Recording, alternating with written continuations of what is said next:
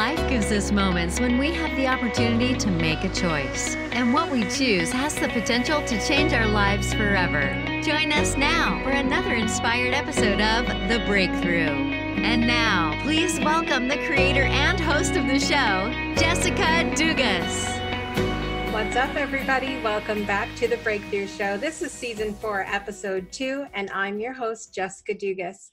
I am thrilled to be back with you today. We have an incredible show lined up for you. I have an awesome guest who is brand new to the Breakthrough family. Ori Spado, the Hollywood mob boss, is here with me today. But first, I want to talk to you about a hot topic. So as we've been talking about for several weeks in the world, there has been so much going on, and it's easy for us to go down the rabbit hole with things, right?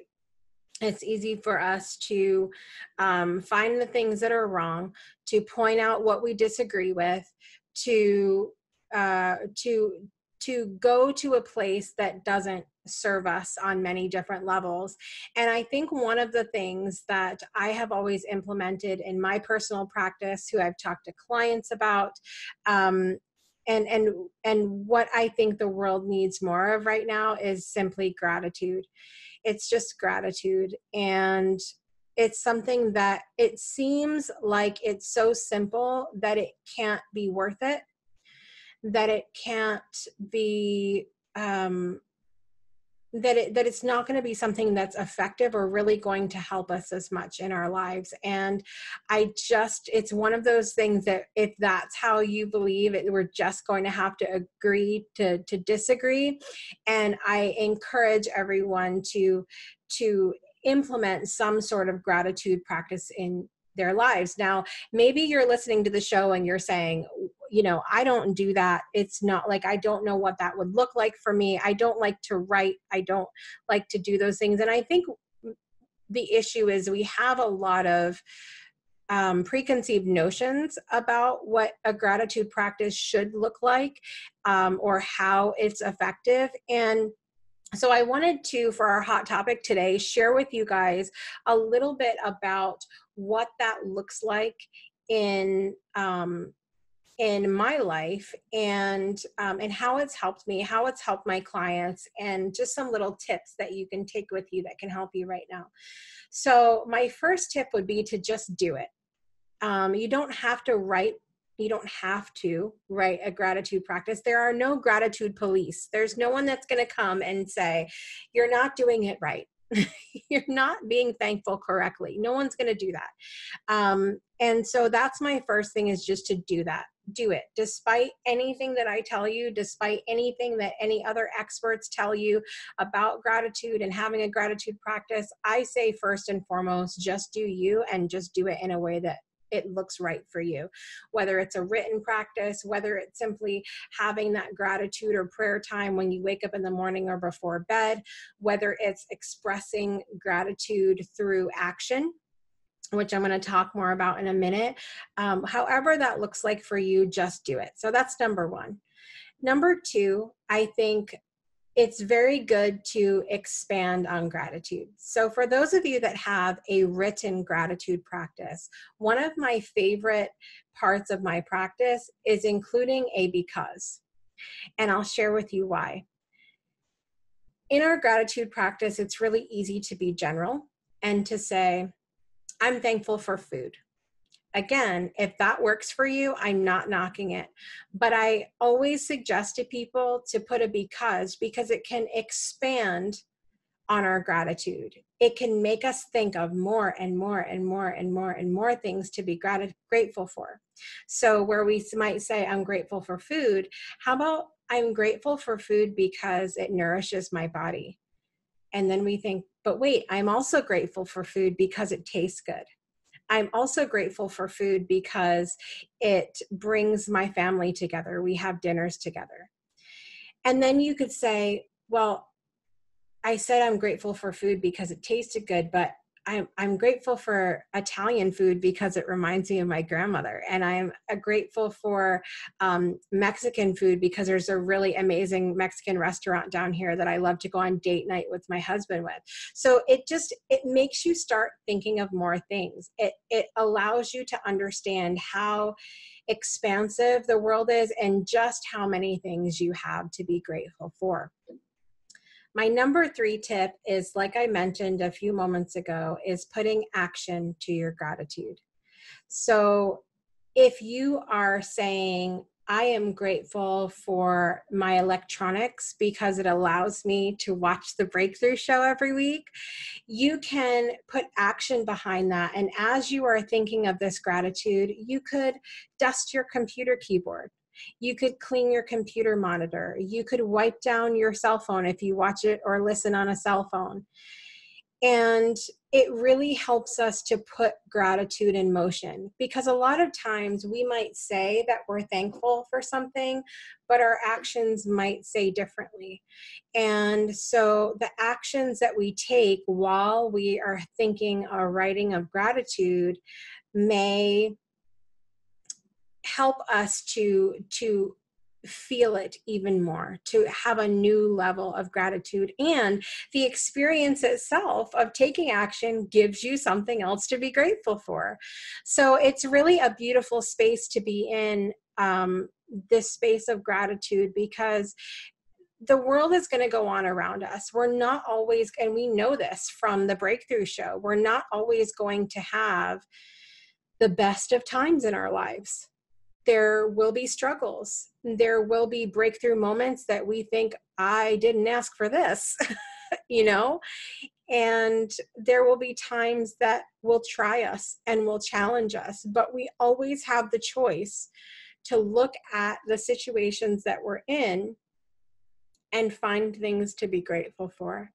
And I think even those of us that, my hope is at least that those of us that have regular gratitude practices, things that we practice each and every day, that what I've shared with you today can help you take that practice to the next level, or reinstate your practice at minimum, and spend some more time being grateful. We're going to be back in just a minute with our first guest of the season, Ori Spado. Hey, thanks for watching or listening to this episode of The Breakthrough Show. This spot you're listening to right here was made just for you. We are currently looking for sponsors and friends of the show, and it's super easy to ask for more information. Simply send an email saying more sponsor info to business@thebreakthroughshow.com, or click the link in our show notes to send a message to our Facebook page. We can't wait to partner with you. And now back to The Breakthrough Show. Welcome back, everybody, to The Breakthrough Show. My special guest today is the author of the acclaimed autobiography, The Accidental Gangster, where he tells his true story of being the underdog from New York, to persevering through all of life's obstacles, to becoming one of the most respected gangsters in Hollywood, to spending 62 months of his life in federal prison. I'm so thrilled to have him here today to share about the breakthrough moments that led him to turning his life around. Everybody, please welcome to the show the Hollywood mob boss, Mr. Ori Spado. Ori, welcome, and thank you for being here with me today. Thank you, Jessica. It's my pleasure. Awesome. I was so excited to meet you today. I was listening to some Frank Sinatra before you came on to get in the groove and the vibe of Ori. So before we dive into your incredible story, I would love for you to start off by sharing with us something that's bringing joy to your life right now. Share a little bit of joy in Ori's life. Well, there's so many positive things that are happening now in my life. But the most joy is obviously my children and my grandchildren that I'm very grateful for. And family is very important. And one thing that I try to accomplish as a divorced father was remain close with my children. And I think I've done that.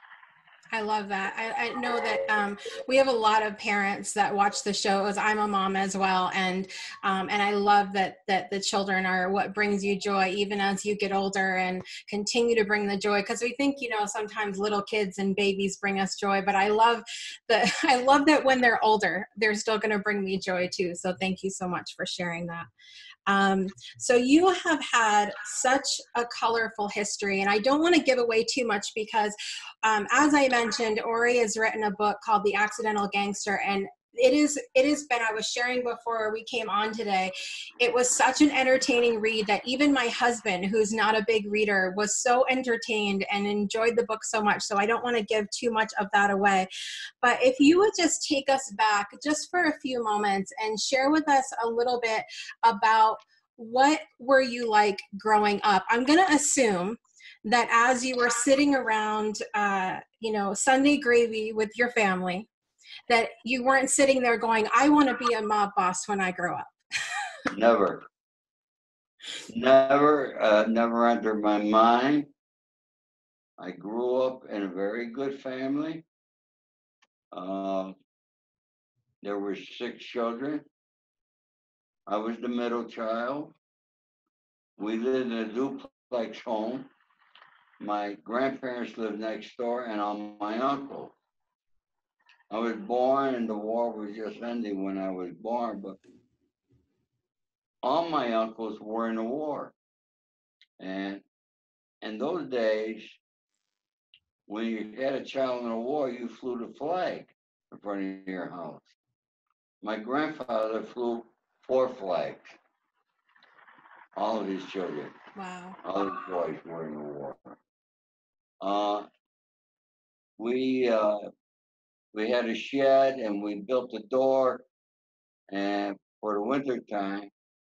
And my mom cooked for not just her family, but it was all her family, but for my grandfather and all my uncles. So we had a big dinner table every evening. My father worked at Revere Copper and Black Press, and he made $35 a week in those days. Mm. He had a large family to eat. We had a big garden. I'm the one who had to spade it. We were eating organic food before people knew what organic was. I love that. My mother canned and we stored it, and so with very little money, my mother was able to do good things cooking. So we did eat. It was a great childhood. Rome, I was born in a little town called Rome, New York. It's in upstate New York. It was really a great little city in those days. It was an actual city.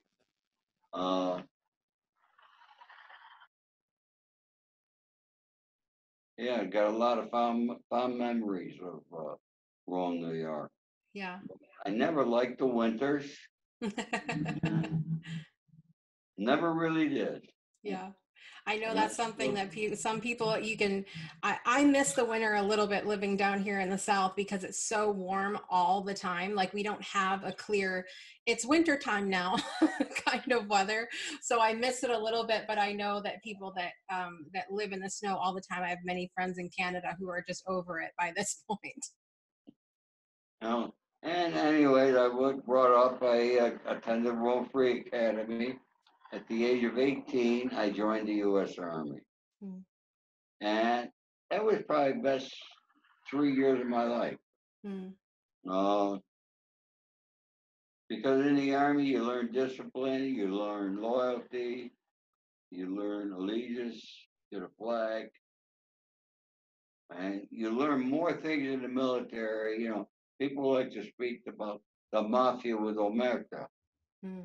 Well, I'm going to tell you, when they run a secret clearance, you're given a secret clearance from the United States government, that's a very serious thing, and it's something that you will always honor. Right. Till the day you die. Yeah. I was fortunate, had 3 great years in the service. And then upon my release, my dad was ill. I wanted to stay here in California. And my dad was ill. I went back. My dad said, "You should have stayed in California." Mm. He said, "There's nothing here for you." And I said, "Well, Dad, give me a job at Revere. I'll work the night shift. I'll save all my money, and I'll go back to California." Now, working the night shift was not for me. And when I got my paycheck, I went out and I spent it. Well, first, I always gave my parents money, Mm.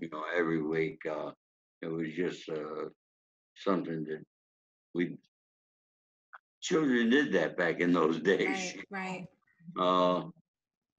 And then the rest of the money I just spent and went to a couple other jobs. And then I ended up as a salesman for the Prudential Insurance Company. Mm. And it was something that came very natural to me. I loved the insurance business. I was doing a lot of good for people. I became a member of the $1 Million Round Table. I became extremely successful in the insurance business. Wow. And my ex-wife and I, who were still close friends, we discussed it. If I use the word, if I were smarter then, I never would have left my wife. I would have stayed with the Prudential, and more than likely today, I'd be at least a vice president of the. But life had, or the man upstairs had other ideas for me, and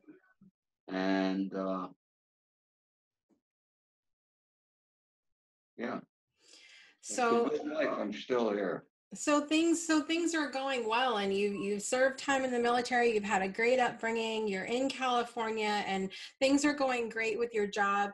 What in the world between that and becoming the mob boss of Hollywood? How in the world did you even get that title? How did that happen? It's all happened by accident. I spun the Accidental Gangster. What happened? After the Prudential Insurance Company, I got my own agency with a company called Frankie United Life, and I was given Oneida and Onondaga counties in upstate New York as my territory. And one insurance they sold was credit life and accident health on the financing of loans through automobile dealership. Well, I got all the dealers in those territories. I was growing, and then I was changing it where I was training salesmen in the automobile dealership. I was somebody who wanted to come in and pay cash for a car, why they shouldn't pay for cash and finance it. And I really grown, and I couldn't grow in my territory anymore. I spoke with the president of the company, who was a great guy, George Grogan. And he says, "Ori," he says, "I'm not going to hold you back." He says, "If you want to grow, you're going to have to find another company. I guarantee it. I endorse it." And I found a company out of Battle Creek, Michigan. There were only 4 insurance companies out of all the insurance companies that sold credit life and A&A. People owned Federal. And I became their golden boy. Before you know it, I had over 250 automobile dealers as clients in the state of New York. Wow. And I was doing very well, extremely well. And part of the deal with the insurance company was they allowed me the use of the premium to grow my business. So in other words, I was always 1 month behind in what my monthly premiums were. In those days, it was $385,000 a month. And And you're Wow. talking a lot of money in the Yeah. early 70s. And being young, being creative, being very motivated and positive, I wanted to grow more. And I kept thinking of how could I go national? And one day my cousin came to me. He was in the real estate business. He wanted to become an agent for Century 21. And he asked me to review the contract. So I'm sitting in my office and reviewing the contract, and I said, man, this is how I bring my agency national. And I put it all together. I needed $12 million. And my friend Frank Russo, a friend of his, Ross Serpy, who was with Dino De Laurentiis, they were filming The Brinks Job in Boston. We went there. We sat with the people who did The Brinks Job and all the actors, Peter Falk, James Cassavetes, and Ross said, Dino would love this. So then Frank and I flew to Los Angeles here, met with Dino De Laurentiis, and then I arranged for downtown LA Motor, where brought Dino down. We did a demo of how my things worked in an automobile dealership. And while I was doing that, one of my agents was taking out my secretary and went out with my accountant and his girlfriend. They got drunk. And my accountant thought because my agent was close to me that he knew everything. And he let him know about the deal I had with the insurance company. This guy tried to extort the insurance company saying, if you don't give me the agency, I'll report you to the New York State Insurance Department. Thus, now they're nervous because they don't want to lose their license because they had another guy who wrote the credit life and A&H for banks. And New York State's a big state for that. Right. So they called me. I tried to raise the money. I couldn't. One thing went to another. And I ended up, nothing happened for 4.5 years. By that time, I was remarried, living in San Francisco, and on my way moving to Los Angeles. 4.5 years later, I get a call from my lawyer that I was indicted. I said, for what? What did I do? He said, mail fraud. I said, mail fraud? What did I do? Where's the fraud? I said, he said, well, because the dealers were mailing the monthly report. I said, that's standard business. But it was mail fraud. 11 counts of it. 55 years in prison. Wow. So I had to fight that case. I ended up getting 5 years probation on that. My first indictment ever. In addition, my insurance license was taken back away from me from the government. I had to earn a living. I ended up out here in Hollywood, and through Dino De Laurentiis, Ralph, they introduced me to studios, producers, agents. I became fairly well known, and I became known as a Hollywood fixer. I was good, and I contributed me with my training and my learning of the insurance business that I was able to sit down, settle disputes in a nice manner with no gun or anything, just trying to explain to people what's right, what's wrong. And that's how that began. And then through the years, I met Frank Costello, I met Meyer Lansky, Carlo Marcello, and then Sonny Franzese. And Sonny Franzese is the guy that I ended up being friends with for over 40 years until his passing last night. Mm. It's really very, very interesting timing that I wasn't aware of a lot of things in this world. And as I've been preparing for you to come on the show today, I've done a lot of looking up, and that was one name that I really looked into. And so the synchronicity of him passing today is really, really interesting. And I'm so sorry for your loss, because I know I can't imagine really what it feels like when you've been friends with. The 40 years is a long time. It's a long time to have that kind of friendship with someone. So in today's world, having a friend for 40 years is unheard of. right. But I'm going to tell you something funny. I had the feeling he was going to pass away. In the last 2 months, I could tell the decline when I was talking to him. Right.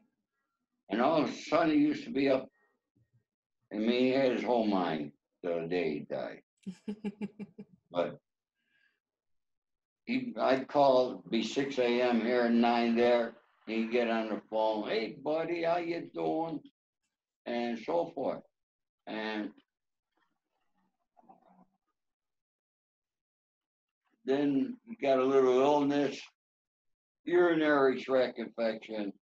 And anyway, he passed away last night. But I read every night. I still read. And I'm reading a Daniel Silva book right now. And I like Daniel Silva because his books are like fiction and nonfiction. So it's like an education also. I closed the book at page 103. Wow. And that point, I thought about Sonny, and I knew he was going to pass. And I woke up this morning, 4:15, I had a text. Made a couple other calls, confirmed it. And I would imagine that being friends with someone for that long, you'd have that sort of sixth sense that you just know what's going on with each other. And I love that happened with you as well, and you just sort of knew. And I'm wishing you lots of peace as you sort of navigate this over the next little while. And I know that he, I'm sure, is thrilled about you telling your story and all of that as well. So it's really interesting though with the timing of things, and how we just know. Yeah. So you're doing all this stuff in Hollywood. You're the Hollywood fixer. You're the one that everyone comes to. Time goes by. Now you ended up being indicted and arrested later on, and spending 62 months in federal prison. And it was called a RICO indictment. Is that correct? Pardon? Is it called a RICO indictment? Yes, RICO. What does that mean? Racketeering, influence, corrupt organization. And in my opinion, and many others, it's illegal. And even the guy who wrote that there doesn't know how to undo it. We studied this while we were in prison. It's what Mary Giuliani, when he was the U.S. attorney, he started it in New York, using that there for the mafia figures. And it's a charge. You can be charged with a conspiracy. That's one thing.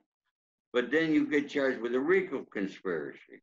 So you can go to trial and actually beat the actual charge, but they can still indict you, or still give you time Puerto Rico, which is from 0 to 20 years. Mm. And that's why our prisons are full. And they've been using that there. And I think it's wrong. Yeah. I Actually, know that you touched. actually, I wrote the letter, the president a letter, Mhm. and I sent him my book. Mm. uh, because I thanked him for what he was doing in prison reform and other things that I thought he was doing good in. Mm. And I just got a thing back from him yesterday. Oh, nice. Got a nice thing I'm going to have framed, thanking me for it and so forth with his signature. So, but a lot more has to be done in prison reform. Right. Because we house more people in the United States than the rest of the countries combined. Mm. And I'll give you an example. I did 62 months. I got 60 months for a 924C, which was a gun charge. Mm. Wow. And when the judge sentenced me, he said, Mr. Spado, on the gun charge, my hands are tied by Congress. I have to give you 60 months. If it was not an act of Congress, I know I would have gotten released for time served. Mm. Last June, the U.S. Supreme Court found that they're illegal and unconstitutional and that it should be vacated. Wow. What can I do? I already did my time. Yeah. Yeah, it's interesting. My husband and I watch a lot of shows about people in prison and things like that. And there's one particular show that we were watching where a person had done years and years of time, and then they found him to be not guilty. Right. And so it's like, what happens to all that time that you spent in there? So I think that you're right, that there's a lot of reform that still needs to be done. And I know a lot of people will agree with you on that. I want to ask you, the moment that you were arrested, that moment that they came to your home and arrested you, did you know that was a moment then that you needed to turn your life around, or did that come later on? Did that realization come later on? That came later on because when they first arrested me and they showed me with what they were charging me with, Mm-hmm. I laughed at them and I said, I'll be out by dinner time. And I did not know that I was part of a RICO indictment out of Brooklyn, New York. Right. Until they brought me up into the courtroom and my local attorney came and had the indictment. So I got extradited to Brooklyn. And, I'll tell you something. It's like even some of the guys in Brooklyn who were on my indictment, they said, Spado, you should have never been on this indictment. Mm. And I should not have been. Mm. First of all, the two crimes that they say took place never took place. It's a conspiracy again. Mm. People talking. They both happened in Los Angeles. Well, I've resided in Los Angeles for well over 40 years. This is my home. This is where my peers are. Mm. My peers are not in Brooklyn, New York, which I do think helped me a little bit. Right. But what turned me around was being in prison and seeing the turmoil that my children had to go through with their father being in prison. And if it were not for my children, there was maybe only two other people that were putting money in my commissary. But you gotta have your commissary in prison. My children were there. They supported me. My son and my nephew picked me up when I got out of prison. And I made a promise to my children that I would never go back to prison. Mm. I don't want nothing to do with what we refer to as the life in the mafia and I'm out of it. I don't want anything to do with it or its people. Mm. I don't have nothing bad to say about the people because I found a lot of good people in there. Mm. But just, I don't want to be around it. And I keep my word to my children. Right.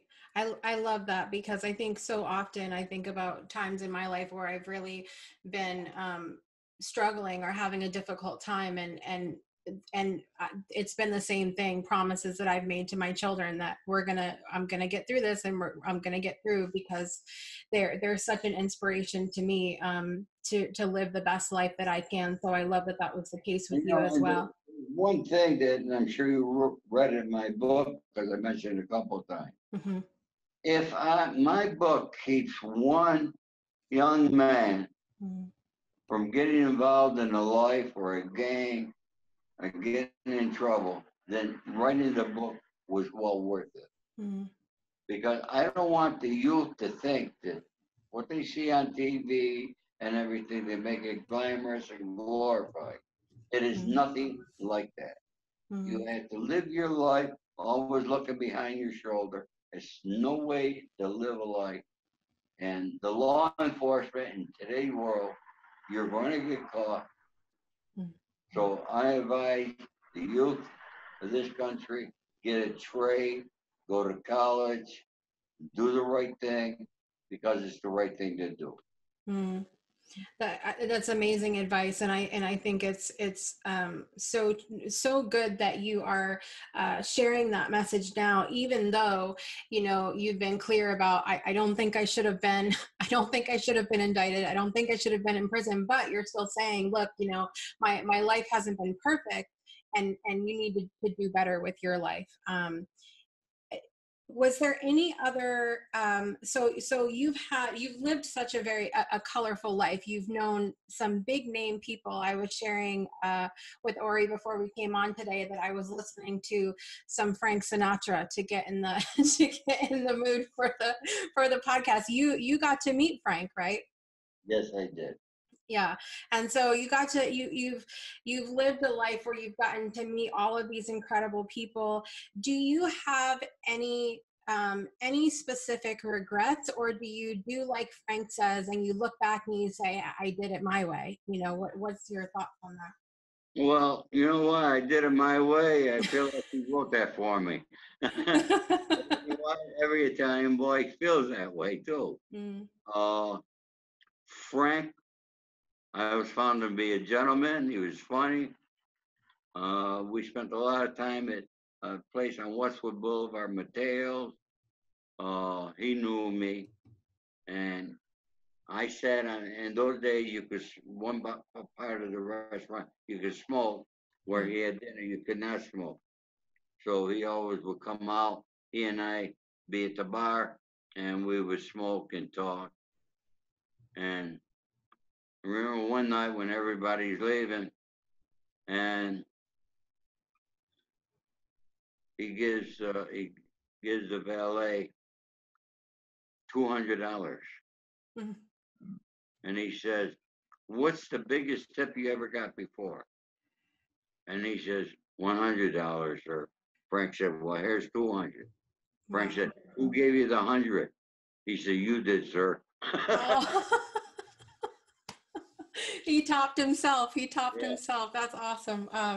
It's funny because you picture how people, how musicians and actors and people in Hollywood, how they are in real life, off the screen and off their songs and music, and I always just had in my heart that he was a good person. I grew up with my grandparents who were big Frank Sinatra fans, and I just always had it in my mind that he was a good person. So thank you for affirming that for me. He was. So tell us quickly about your book, The Accidental Gangster. Like I mentioned, this was a fantastic read. I love when I can read something and it's not only informative about, a story, telling a story, but that it's entertaining. And I was thoroughly entertained by this book. Did you know at any point in your life, based on the amazing life that you were living, that you were going to write a book, or how did, tell us a little bit how that came to be? Well, here again, I never dreamed that I would write a book. But because I'm an avid reader, I have been all my life since I was a little boy. Right to this day, as I told you, I still read. Mm-hmm. And in prison, you know, my two main things were reading and walking the yard. Mm-hmm. And I read over 300 books while I was in prison. Mm. And walking the yard, you got time, you think. And I often thought, well, you know, because I read, if I wrote a book, what would I think about my life? And I came up with the name, The Accidental Gangster. Mm. When I got out of prison, a very dear friend of mine, who's also my entertainment lawyer, his name is George Hain. A lot of people approached me, wanted to do a reality show with me, this and that. And you know, I've been around this town a long time. I know who the people are, who really are, and who's not. And so George and I went to Four Seasons, having dinner. He said, Ori, he said, you got to write a book. I know your story, Ori. You write a book. He said, we'll get a movie made. Mm. He said, George, I never wrote a book. He says, find a writer. And all the writers I know out here in Hollywood are script writers. Right. It's a big difference. So I couldn't find anybody, and I thought about it. I was on supervised release, so there's still a lot of places I couldn't go and things. I didn't want a chance being violated. No, I just woke up one morning and I started writing my book. Mm. I was a third or better than a third through when I called my cousin back in Rome, New York. He said, there's somebody here who wants to say hello. It was another kid, Tom Burst, that I went to high school with. We're talking, bringing each other up to date. And he said, Ori, do you remember Dennis Griffin? And Dennis, we went to school with. He said, Dennis is a writer, and he's writing books about things in Las Vegas. I Googled Dennis, and sure as heck, he was a writer. Mm. I emailed him, he called me right away, and Dennis is my co-writer. And that's how the book was born. I love it. And like I said, everybody needs to pick up a copy of The Accidental Gangster, because it is one of the most entertaining books I've read in a long time. And it was good timing. Like, we just finished watching The Irishman on Netflix. I know you've had some thoughts about that as well, and sharing a little bit about the difference between real life and Hollywood gangster life. So I've seen that on some interviews you've done as well. So what's next for you, Ori? What are you just enjoying the success of your book and your life as it is now, or do you have some more that you want to do? One thing that several people have told me, and one thing that I think that I can make happen, and I hope that it happens, is we're trying to get a TV series off the book. Hmm. We're working on that. I have two writers that are writing the pilot and the first season's overview at this time. I've had several producers that have approached me already, want to option the book. I will not option the book. I'll sell my rights if somebody wants to come and pay me a lot of money. Netflix, Amazon, Apple, somebody like that. But I'm privileged to be very dear friends with Nick Pileggi, who wrote Goodfellas, Casino, and he's a very close friend. He'll be here next week and back in Los Angeles. He lives in New York here, so he'll be here a few months. So when they're finished writing the pilot, then Nick will go over it. He either give it a pass, a thumbs up, or a thumbs down, make what changes are necessary, and then I could turn it over to an agent to sell. And in Hollywood, I know things Yeah. It's a process. Things take a long time here. Yeah. There are no overnight wonders in Hollywood, as people in the rest of the country seem to think. I know.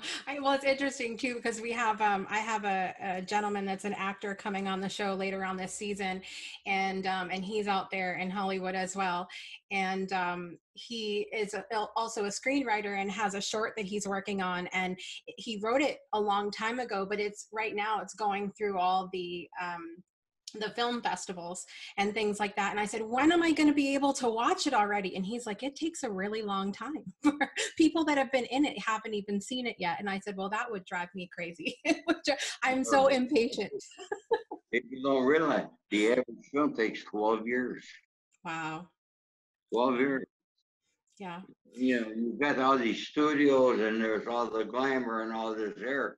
But when you combine all the studios together, they don't make that many films a year. Mm. It's the independent producers, Right. and now you got the streaming services. And I think someday it's all going to go to streaming. Yeah. Yeah. So if you have a TV show or a movie, if you could pick like the person that was going to play you in the movie, who would you pick right now? Tom Hardy. Yeah. So I can't wait to see it. I really hope that it goes to TV or movie. My husband and I are big, and that's what we do in the evening when he works long hours, and when he comes home, we get the Netflix going or something, and we watch shows together. So I really hope that that's one that we're going to get to watch here sooner than later. Would be awesome. So Yeah. it'll be a lot of fun. Ori, thank you so much for giving us your time today. If you could leave everybody with one thought about a big thing that you learned on your journey, or a big aha or breakthrough moment that you've had in your life, what would you leave with everybody today? You mean one of the greatest moments of my life? Yes. The birth of my children. Hmm. What's better than that? I love it. I love it. And to be 75 years old and still be blessed with my children calling me, texting me, and being close to them. Hmm. What else is there in life? True. You know, it's not how much money you got in life, because at the end of the day, money's not that important. Hmm. It provides us for the necessity that we need. But if we don't have the family together, we got nothing. Hmm. I love it. I love it. Focusing on family, bringing it back to family. That's what's important to me here too. So thank you so much for sharing that part of your life with us. And thank you for giving us your time today. I really appreciate you coming on and sharing with us. And guys, make sure you check out the Accidental Gangster. And we know we're going to be watching a show or a movie or something. But get the book. It's on Audible as well. So if you're not a reader, I have it on Audible. That's how I listened with my husband. And it's like you can close your eyes while you're listening to the story, and you can picture it. You can see it. And I love how real it is and entertaining. So make sure you guys check that out. Ori, thanks so much for being here with me today. Thank you very much, Jessica. All right. Today. You too. Thank you, everybody. God bless. To find out even more about Ori's life and to purchase your copy of The Accidental Gangster, be sure to visit the links in the show notes, and we'll be back in a moment with more of The Breakthrough Show. We hope you've been enjoying The Breakthrough Show. If you're someone who is an inspirational entertainer or has an incredible story of breakthrough, we want to hear from you and maybe even have you on the show. Be sure to visit the links in our show notes to send us an email or connect with us on social media. We hope to see you on a future episode of the show. And now, back to The Breakthrough. Welcome back to The Breakthrough Show. I loved my time with Ori today, and I hope that you enjoyed his interview as well. As I mentioned at the start of the show, Ori's interview today is one that really had me thinking about a lot of things, and one of those things is about judgment. And you know, there are a lot of true crime type shows and movies on TV about things that have actually happened, and it's really easy for us to watch those as spectators saying they should have done this, or this is what kind of person they are. And my time with Ori really opened my eyes to that people aren't always what we assume they are, who we assume they are, and that it's really easy to get caught up in our own judgment about how people are and how they live their lives. And one of the things I've been really committed to on this season of The Breakthrough is looking for the commonalities between the guests on the show and myself. I think that's honestly a really, not just a fun way to live life, but a way to live life that brings us together rather than separating us. And one of the things that Ori and I have very in common, aside from the Italian thing, aside from having conversation about Sunday dinner with the family, whether it's now we called it growing up Sunday sauce, not Sunday gravy, but we're still connected. You're still okay, Ori. And so it's always fun to find those commonalities, but in addition to the Italian thing, one of the biggest things that Ori and I have in common is the love of our family, and that being such a catalyst in our lives for how we can do better and how we can make our lives better, and if we should make our lives better. And it's really been a balance for me over time to determine how much time should I be doing everything I want to do in my life, regardless of anybody else, or should I be doing things that are making other people happy? For me, my life has been about finding what that balance looks like for me, of following my heart and my dreams, but also doing what's best for my family. And figuring out what that looks like. And I feel like from Ori's story that's kind of what he's had to come to in his life as well, that it's been a matter of, I'm doing my own things, but I also want what's best for my family too. And I love that we have had that in common. I really am so thankful for the time that I got to spend with Ori as well, because of the story he told about Frank Sinatra. Now, I mentioned on the show that I grew up with my grandparents and they were huge fans of Frank Sinatra. And I think you always hope that someone's going to be a certain way. And especially in the celebrity world, you hope that they're going to be a certain way. And when you find out that they did actually have a good heart, that they were good people, it's such a fun and refreshing feeling to hear stories like that. So I'm so thankful for that as well. I want to thank my guest today, Ori Spado, the Hollywood mob boss, and encourage you all to pick up his book, The Accidental Gangster. You can buy it online. You can click the links in the show notes and make sure you get your copy of that as well. All right, guys, that's the end of episode 2, season 4 of The Breakthrough Show. And we're going to be back next week with my guest and my friend, Sherry Goodall, who is an incredible entrepreneur, and she has such resilience in how her business and her life has evolved over time and how the two have sort of played together. I can't wait for you to hear from her and also hear about the amazing retreat that she has coming up. So until next week, you guys, I'm Jessica Dugas, and make every day a great day for a breakthrough.